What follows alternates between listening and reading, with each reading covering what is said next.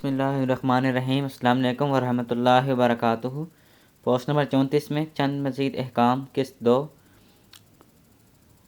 صحیح مسلم حدیث نمبر 966۔ رسول اللہ صلی اللہ علیہ وآلہ وسلم نے فرمایا، لوگوں کو حالت نماز میں نگاہ آسمان کی طرف اٹھانے سے باز آنا چاہیے، ورنہ ان کی نگاہیں اچک لی جائیں گی۔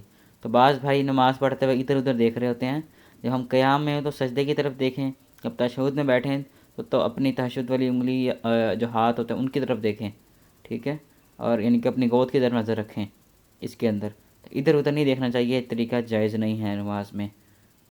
اس کے بعد نماز میں اگر بچے یا بچی کو اٹھا لیا جائے تو اس سے نماز باطل نہیں ہوتی۔ اس کی دلیل ہے صحیح بخاری حدیث نمبر 516 اور 5996۔ اس میں رسول اللہ صلی اللہ علیہ وآلہ وسلم نے حالت نماز میں اپنی نمازی کو کندھے پر اٹھایا، تو یہ نبی صلی اللہ علیہ وسلم کی سنت ہے، تو اس میں کوئی حرج نہیں ہے انشاءاللہ۔ السلام علیکم ورحمۃ اللہ وبرکاتہ۔